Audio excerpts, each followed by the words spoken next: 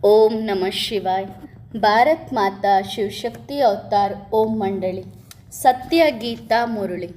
ಓಂ ಪಿತಾಶ್ರೀ ಶಿವ ಬಾಬಾರವರ ನೆನಪಿದೆಯೇ?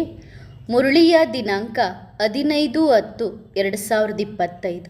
ಪ್ರಾತಃ ತರಗತಿ 25/5/1968. ಓಂ ನಮಃ ಶಿವಾಯ. ಮಧುರ ಮಕ್ಕಳೇ, ತಂದೆ ಪಾಠ ಕಲಿಸುತ್ತಾರೆ. ಹೇಗೆ ಎಂದರೆ, ಹೇಗೆ ಶಿಕ್ಷಕರು ಪಾಠ ಕಲಿಸುತ್ತಾರೋ ಹಾಗೆ ವಿದ್ಯಾರ್ಥಿಗಳು ಕೇಳುತ್ತಾರೆ. ಒಳ್ಳೆಯ ವಿದ್ಯಾರ್ಥಿಗಳು ಪೂರ್ಣ ಗಮನ ಕೊಡುತ್ತಾರೆ, ಮಿಸ್ ಮಾಡುವುದಿಲ್ಲ. ಈ ಪಾಠವು ನಿಮಗೆ ಪ್ರತಿದಿನ ಕಲಿಯಬೇಕಾಗಿದೆ. ಇದು ಭಗವಂತನ ವಿಶ್ವವಿದ್ಯಾಲಯ ಅಲ್ಲವೇ? ಗೈರು ಹಾಜರಾತು ಹಾಕಬಾರದು. ಬಾಬಾ ಗುಹ್ಯ ವಿಷಯಗಳನ್ನು ಹೇಳುತ್ತಾ ಇರುತ್ತಾರೆ. ಓಂ ನಮಃ ಶಿವಾಯ. ಮಧುರಾತಿ ಮಧುರ ಮಕ್ಕಳು ಇಲ್ಲಿಗೆ ಬಂದಾಗ ಅರಿಯುತ್ತಾರೆ, ನಾವು ಬಾಬಾನ ಬಳಿಗೆ ಹೋಗುತ್ತಿದ್ದೇವೆ ಎಂದು. ಬಾಬನಿಂದ ಕೇಳುತ್ತಿದ್ದೇವೆ. ತಮ್ಮ ತಮ್ಮ ಸೇವಾ ಕೇಂದ್ರದಲ್ಲಿ ಹೋದಾಗ ಮುಂದೆ ಬಾಪ್ದಾದ ಕುಳಿತಿಲ್ಲ. ಕೆಲವು ಕಡೆ ಟೇಪ್ ಸಹ ನಡೆಯುತ್ತದೆ. ಮುರಳಿ ಸುಲಭವಾಗಿದೆ.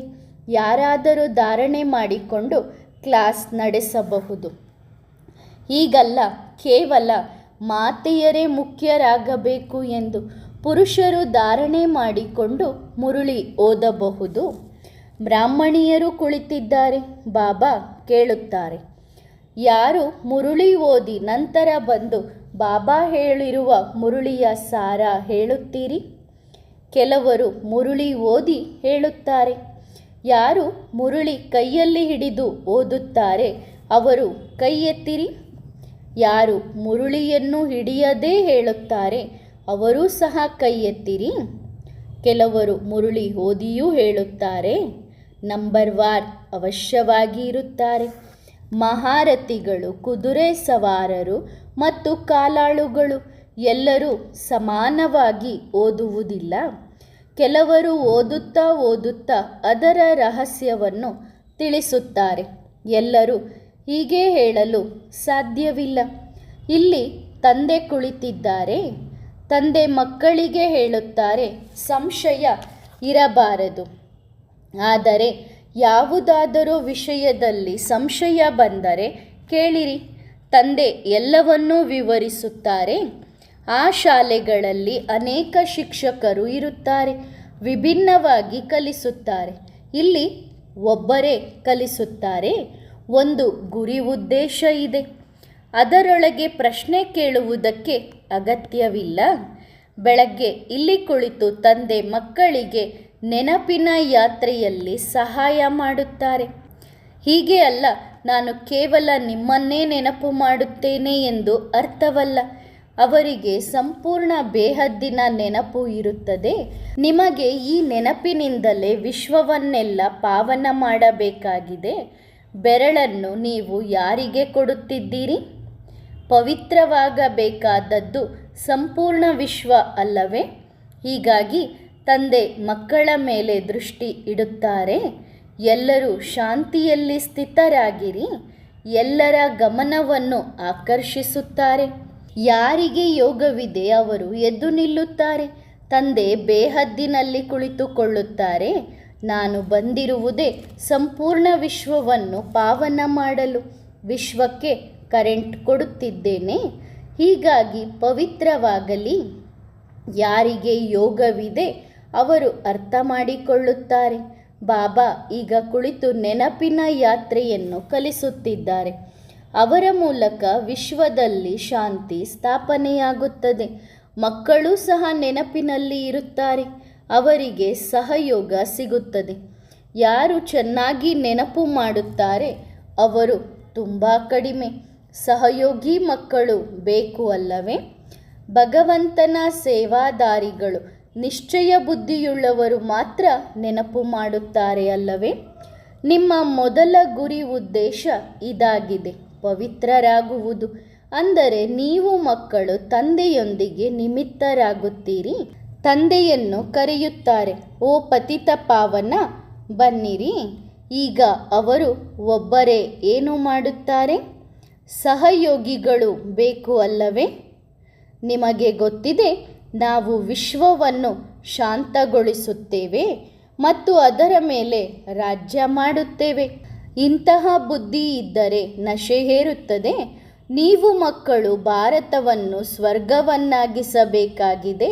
ನಿಮಗೆ ಗೊತ್ತಿದೆ, ನಾವು ತಂದೆಯ ಶ್ರೀಮತದಂತೆ ಅವರ ಸಹಯೋಗದಿಂದ ಯೋಗಬಲದಿಂದ ನಮ್ಮ ರಾಜ್ಯವನ್ನು ಸ್ಥಾಪಿಸುತ್ತಿದ್ದೇವೆ. ಯಾರೊಂದಿಗೆ ಯೋಗ ಇರಬೇಕು?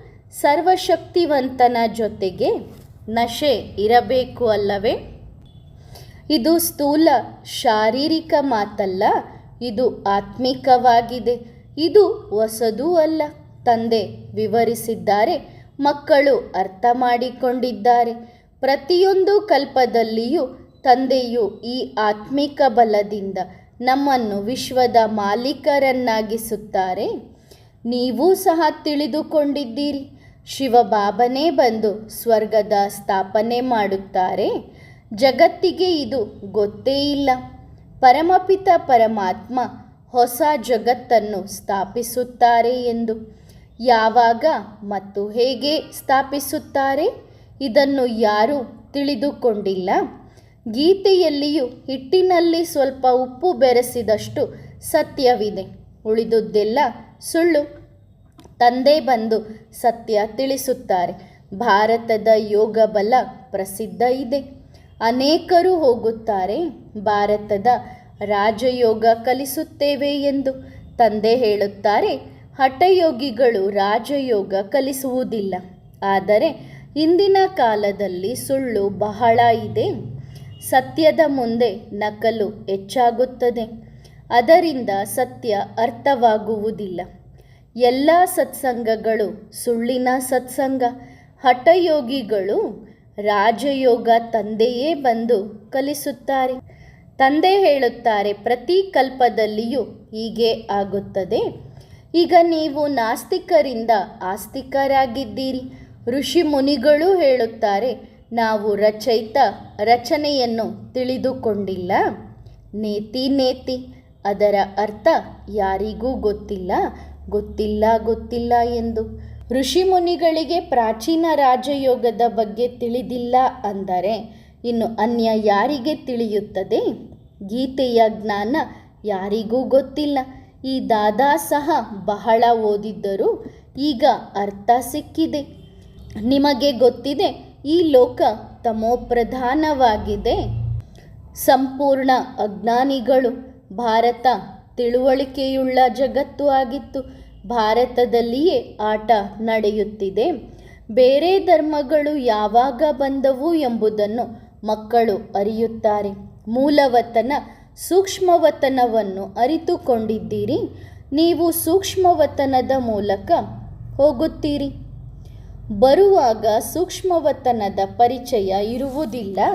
ಕೇವಲ ನೀವು ಬ್ರಾಹ್ಮಣರೇ ಈ ಜ್ಞಾನ ಪಡೆಯುತ್ತೀರಿ. ದೇವತೆಗಳಿಗೆ ಇದರ ಅಗತ್ಯವೇ ಇಲ್ಲ. ನಿಮಗೆ ಸಂಪೂರ್ಣ ವಿಶ್ವದ ಜ್ಞಾನವಿದೆ. ನೀವು ಮೊದಲು ಶೂದ್ರವರ್ಣದವರಾಗಿದ್ದೀರಿ. ಬ್ರಹ್ಮನ ಮಕ್ಕಳೂ ಆಗಿ ಈ ಜ್ಞಾನ ಕೊಡುತ್ತಿದ್ದೀರಿ. ಇದರ ಮೂಲಕ ನಿಮ್ಮ ದೇವತಾ ವಂಶ ಸ್ಥಾಪನೆಯಾಗುತ್ತದೆ. ಬ್ರಾಹ್ಮಣ ಕುಲ, ನಂತರ ಸೂರ್ಯವಂಶಿ, ಚಂದ್ರವಂಶಿ ವಂಶವನ್ನು ಸ್ಥಾಪಿಸುತ್ತೇವೆ. ಅದು ಸಹ ಇಲ್ಲಿ ಸಂಗಮ ಯುಗದಲ್ಲೇ ಸ್ಥಾಪನೆಗೊಳ್ಳುತ್ತದೆ. ಬೇರೆ ಧರ್ಮಸ್ಥಾಪಕರು ತಕ್ಷಣ ಧರ್ಮಸ್ಥಾಪನೆ ಮಾಡಲಾರರು. ಅವರನ್ನು ಗುರು ಎಂದೇ ಹೇಳಲಾಗುವುದಿಲ್ಲ. ತಂದೆಯೇ ಬಂದು ಧರ್ಮಸ್ಥಾಪನೆ ಮಾಡುತ್ತಾರೆ. ತಂದೆ ಹೇಳುತ್ತಾರೆ, ಈಗ ಎಲ್ಲರ ಮೇಲೂ ತಂದೆಯ ನೆನಪಿನ ಚಿಂತೆ ಇರಬೇಕು. ಆದರೆ ಇದನ್ನೇ ಕ್ಷಣ ಕ್ಷಣಕ್ಕೂ ಮರೆಯುತ್ತಾರೆ. ಪುರುಷಾರ್ಥ ಮಾಡುತ್ತಾ ವ್ಯಾಪಾರವೂ ಮಾಡುತ್ತಾ ತಂದೆಯನ್ನು ನೆನಪು ಮಾಡುತ್ತಾ ಇರಬೇಕು. ಆರೋಗ್ಯವಂತರಾಗಲು ತಂದೆಯು ನೆನಪಿನ ಸಂಪಾದನೆಯನ್ನು ಬಹಳ ಜೋರಾಗಿ ಮಾಡಿಸುತ್ತಾರೆ. ನಾವು ಆತ್ಮಗಳು ಹೊರಟಿದ್ದೇವೆ, ಎಲ್ಲವನ್ನೂ ಮರೆಯಬೇಕು. ಈ ಅಭ್ಯಾಸ ಮಾಡಿಸಲಾಗುತ್ತದೆ. ಊಟ ಮಾಡುವಾಗ ತಂದೆಯನ್ನು ನೆನಪು ಮಾಡುವುದಿಲ್ಲವೇನೋ? ಬಟ್ಟೆ ಹೊಲೆಯುವಾಗ ಬುದ್ಧಿಯ ಯೋಗ ತಂದೆಯ ನೆನಪಿನಲ್ಲಿ ಇರಬೇಕು. ಬುದ್ಧಿಯಿಂದ ಕಸವನ್ನು ತೆಗೆದು ಹಾಕಲೇಬೇಕು. ಬಾಬಾ ಹೇಳುತ್ತಾರೆ, ಶರೀರ ನಿರ್ವಹಣೆಗೆ ಕೆಲಸ ಮಾಡಿರಿ. ಇದು ಸಹಜ. ನೀವು ತಿಳಿದುಕೊಂಡಿದ್ದೀರಿ 84 ಜನ್ಮಗಳ ಚಕ್ರ ಪೂರ್ಣವಾಯಿತು. ಈಗ ತಂದೆ ರಾಜಯೋಗ ಕಲಿಸಲು ಬಂದಿದ್ದಾರೆ. ಈ ವಿಶ್ವದ ಇತಿಹಾಸ ಭೂಗೋಳ ಈ ಸಮಯದಲ್ಲಿ ಪುನರಾವರ್ತನೆ ಆಗುತ್ತದೆ. ಕಲ್ಪದ ಮೊದಲೂ ಸಹ ಹೀಗೆಯೇ ಆಗಿತ್ತು. ಪುನರಾವರ್ತನೆಯ ರಹಸ್ಯವನ್ನು ತಂದೆಯೇ ತಿಳಿಸುತ್ತಾರೆ. ಪ್ರಪಂಚ ಪುನರಾವರ್ತನೆ ಆಗುತ್ತದೆ ಎನ್ನುತ್ತಾರೆ. ಒನ್ ಗಾಡ್ ಒನ್ ರಿಲಿಜನ್ ಅಂದರೆ ಒಬ್ಬನೇ ಭಗವಂತ, ಒಂದೇ ಧರ್ಮ ಇರುತ್ತದೆ ಎಂದು ಹೇಳುತ್ತಾರೆ ಅಲ್ಲವೇ? ಅಲ್ಲಿ ಶಾಂತಿಯೇ ಇರುತ್ತದೆ. ಅದು ಅದ್ವೈತ ರಾಜ್ಯ. ದ್ವೈತ ಅಂದರೆ ಅಸುರಿ ರಾವಣನ ರಾಜ್ಯ.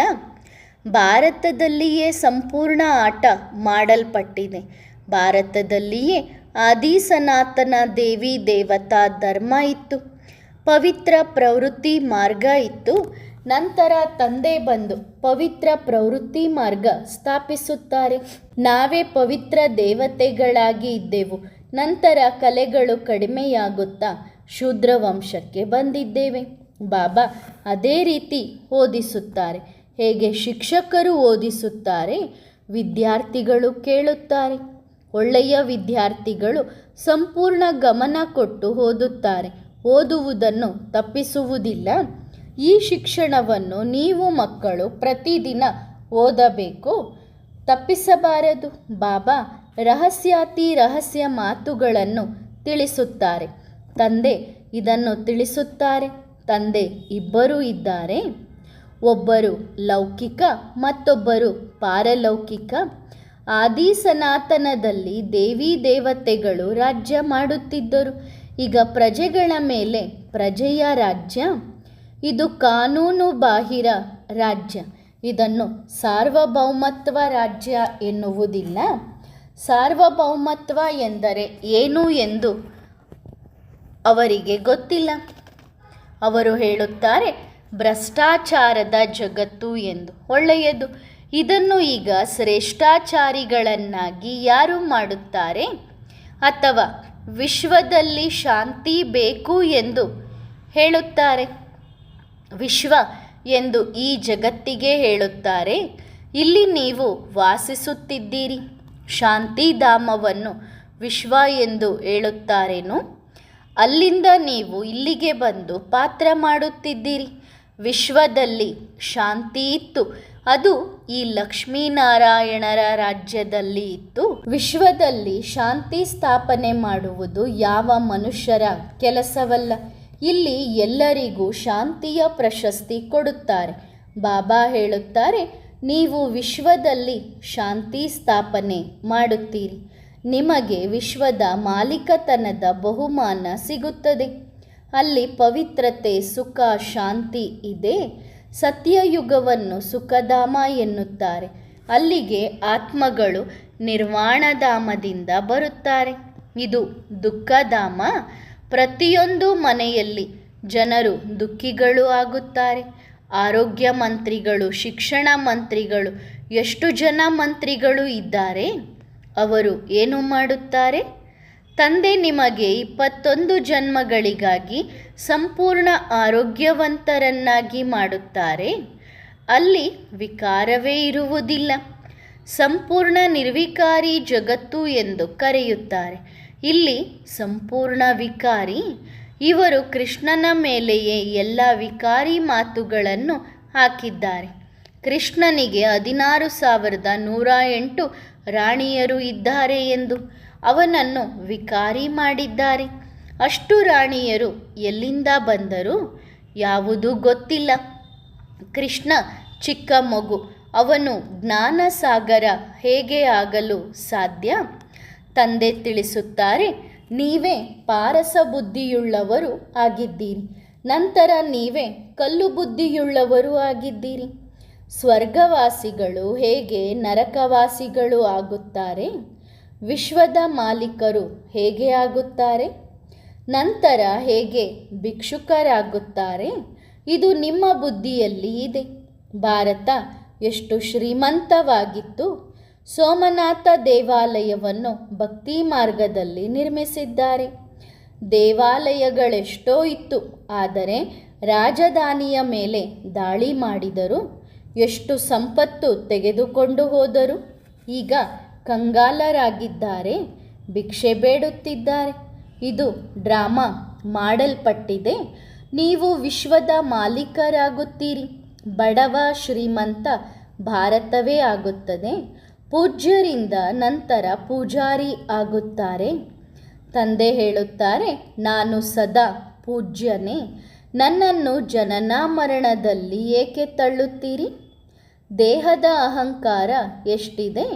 ನಮ್ಮ ಹತ್ತಿರ ಅರಮನೆ ಇದೆ, ಕಾರುಗಳು ಇವೆ, ನಾವು ದೊಡ್ಡ ಸಾಹುಕಾರರು ಆಗಿದ್ದೇವೆ ಎನ್ನುತ್ತಾರೆ. ತಂದೆ ಹೇಳುತ್ತಾರೆ, ಇಲ್ಲಿ ಸಾಹುಕಾರರಾದವರು ಸ್ವರ್ಗದಲ್ಲಿ ಬಡವರು ಆಗುತ್ತಾರೆ. ನಾನು ಬಡವರ ಬಂಧು, ಸಾಹುಕಾರರಿಗೆ ಇದೇ ಸ್ವರ್ಗ ಆಗಿದೆ. ತಂದೆ ಹೇಳುತ್ತಾರೆ, ನೀವು ನಿಮ್ಮ ಸ್ವರ್ಗದಲ್ಲಿ ಸುಖಿಯಾಗಿ ಇರುತ್ತೀರಿ. ನಾನು ಬಂದು ಬಡವರ ಸೇವೆ ಮಾಡುತ್ತೇನೆ. ಪತಿತರನ್ನು ಪಾವನ ಮಾಡು ಬಾ ಎಂದು ನನ್ನನ್ನು ಕರೆಯುತ್ತಾರೆ. ಈಗ ನಾನು ಯಾರದಾದರೂ ದೇಹದಲ್ಲಿ ಬರಬೇಕಾಗಿದೆ ಅಲ್ಲವೇ? ಅವಶ್ಯವಾಗಿ ಮಾನವನ ರಥ ಬೇಕು. ಕುದುರೆ ಅಥವಾ ಎಮ್ಮೆಯ ರಥ ತೆಗೆದುಕೊಳ್ಳುವುದಿಲ್ಲ. ನಾನು ಬರುವುದೂ ಸಹ ಯಾರು ಬಹಳ ಜನ್ಮಗಳ ಅಂತಿಮ ಜನ್ಮದಲ್ಲಿದ್ದಾರೆ ಅವರ ತನುವಿನಲ್ಲಿ ಪ್ರವೇಶಿಸಿ ಈ ಜ್ಞಾನ ಕೊಡುತ್ತೇನೆ. ಅದರಿಂದ ನೀವು ವಿಶ್ವದ ಮಾಲೀಕರಾಗುತ್ತೀರಿ. ಜ್ಞಾನ ನಂತರ ಸಮಾಪ್ತಿಯಾಗುತ್ತದೆ. ಮತ್ತೆ ಗೀತೆ ಎಲ್ಲಿಂದ ಬಂತು? ನಂತರ ಮನುಷ್ಯರು ರಚಿಸುತ್ತಾರೆ. ಮೊದಲ ನಂಬರ್ನ ತಪ್ಪು ಇದೇ ಆಗಿದೆ. ಪಾಂಡವ ಕೌರವರ ಯುದ್ಧವೇ ಇಲ್ಲ, ಇದು ವಿಶ್ವವಿದ್ಯಾಲಯ. ಭಗವಾನುವಾಚ, ನಾನು ನಿಮ್ಮನ್ನು ಹೀಗೆ ಮಾಡುತ್ತೇನೆ. ಇದನ್ನು ಗೀತಾ ಪಾಠಶಾಲೆ ಎನ್ನುತ್ತಾರೆ. ಏನು ಆಗಬೇಕು? ಇವರು ಲಕ್ಷ್ಮೀ ನಾರಾಯಣ ಜ್ಞಾನಸಾಗರ ಪತಿತ ಪಾವನ ತಂದೆಯೇ ಇವರಂತೆ ಆಗಲು ನಮಗೆ ಶಿಕ್ಷಣ ಓದಿಸುತ್ತಾರೆ, ರಾಜಯೋಗವನ್ನು ಕಲಿಸುತ್ತಾರೆ. ಈ ರಾಜ್ಯ ಸ್ಥಾಪನೆಯಾಗುತ್ತದೆ. ನೀವು ಬ್ರಾಹ್ಮಣರ ಮೂಲಕ ಆದಿ ಸನಾತನ ದೇವಿ ದೇವತಾ ಧರ್ಮ ಸ್ಥಾಪನೆಯಾಗುತ್ತಿದೆ. ಈ ಹಳೆಯ ಜಗತ್ತಿನ ಅನೇಕ ಧರ್ಮಗಳು ಎಲ್ಲವೂ ನಾಶವಾಗುತ್ತವೆ. ಒಂದು ಧರ್ಮ ಸ್ಥಾಪನೆಯಾಗುತ್ತದೆ.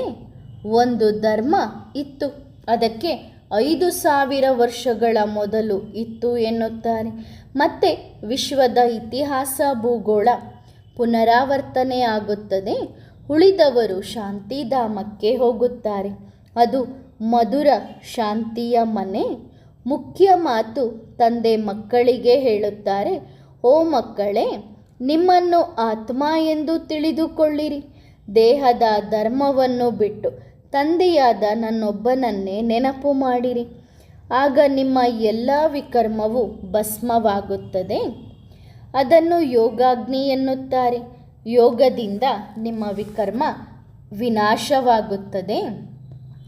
ನೀವು ನಂತರ ಸತೋಪ್ರಧಾನರಾಗುತ್ತೀರಿ. ಪ್ರಪಂಚದ ಇತಿಹಾಸ ಭೂಗೋಳ ಹೀಗೆ ಪುನರಾವರ್ತನೆಯಾಗುತ್ತದೆ. ನೀವು ತಮೋಪ್ರಧಾನರಿಂದ ಸತೋಪ್ರಧಾನರಾಗುತ್ತೀರಿ. ನೀವು ಮಕ್ಕಳಿಗೆ ಗೊತ್ತಿದೆ, ನಾವು ಶ್ರೀಮತದನುಸಾರವಾಗಿ ಆದಿ ಸನಾತನ ದೇವಿ ದೇವತಾ ಧರ್ಮವನ್ನು ಸ್ಥಾಪನೆ ಮಾಡುತ್ತಿದ್ದೇವೆ. ತಂದೆ ಹೇಳುತ್ತಾರೆ, ದೇಹದ ಎಲ್ಲ ಧರ್ಮವನ್ನು ತ್ಯಾಗ ಮಾಡಿ ನನ್ನೊಬ್ಬನನ್ನೇ ನೆನಪು ಮಾಡಿರಿ. ವಿನಾಶ ಮುಂದೆ ನಿಂತಿದೆ. ಎಲ್ಲರೂ ಸಾಯಬೇಕು. ಎಲ್ಲರ ವಾನಪ್ರಸ್ಥ ಸ್ಥಿತಿಯಾಗಿದೆ. ಹಾಗಾದರೆ ನೀವು ಮಕ್ಕಳಿಗೆ ಮಾರ್ಗ ತಿಳಿಸಬೇಕು. ನಿರ್ವಾಣಧಾಮ ವಾನಪ್ರಸ್ಥ ಎಂದು ಯಾವುದಕ್ಕೆ ಹೇಳಲಾಗುತ್ತದೆ ಎಂದು ಅವರಿಗೆ ಗೊತ್ತಿಲ್ಲ. ಕಲ್ಲು ಬುದ್ಧಿ ಅಲ್ಲವೇ? ಈಗ ನೀವು ಎಲ್ಲವನ್ನೂ ಅರಿತು ಪಾರಸಬುದ್ಧಿಯಾಗುತ್ತಿದ್ದೀರಿ. ಕಲ್ಲು ಬುದ್ಧಿಯಿಂದ ಪಾರಸಬುದ್ಧಿ, ಪಾರಸಬುದ್ಧಿಯಿಂದ ಕಲ್ಲು ಬುದ್ಧಿಯಾಗುವುದನ್ನು ತಂದೆಯೇ ತಿಳಿಸುತ್ತಾರೆ. ಒಳ್ಳೆಯದು. ಮಧುರಾತಿ ಮಧುರ ಆತ್ಮಿಕ ಸಿಕ್ಕಿಲದೆ ಮಕ್ಕಳ ಪ್ರತಿಯಾಗಿ ಆತ್ಮಿಕ ತಂದೆ ದಾದಾರ ನೆನಪು ಪ್ರೀತಿ ಶುಭೋದಯ. ಆತ್ಮಿಕ ಮಕ್ಕಳಿಗೆ ಆತ್ಮಿಕ ತಂದೆಯ ನಮಸ್ತೆ. ವರದಾನ: ತೀವ್ರ ಪುರುಷಾರ್ಥಿ ಆಗಿರಿ. ಪ್ರತಿಯೊಬ್ಬರೂ ಸ್ವಯಂ ತನ್ನನ್ನು ತಾನು ನೋಡಿಕೊಳ್ಳಬೇಕು. ನಾನು ಓಟದಲ್ಲಿ ಯಾವ ಸಂಖ್ಯೆಯಲ್ಲಿ ಇದ್ದೇನೆ? ಓಟ ಮಾಡುತ್ತಿರುವುದು ಇದು ದೊಡ್ಡ ವಿಷಯವಲ್ಲ. ಆದರೆ ಯಾವ ಸಂಖ್ಯೆಯಲ್ಲಿದ್ದೇನೆ? ಎಲ್ಲರೂ ನಡೆಯುತ್ತಿದ್ದಾರೆ. ಆದರೆ ಕೆಲವರು ಇರುವೆಯ ವೇಗದಲ್ಲಿ, ಕೆಲವರು ಸಿಂಹದ ವೇಗದಲ್ಲಿ ಇದ್ದಾರೆ. ವ್ಯತ್ಯಾಸ ಎಷ್ಟಿದೆ? ಎಲ್ಲರೂ ನಡೆಯುತ್ತಾರೆ.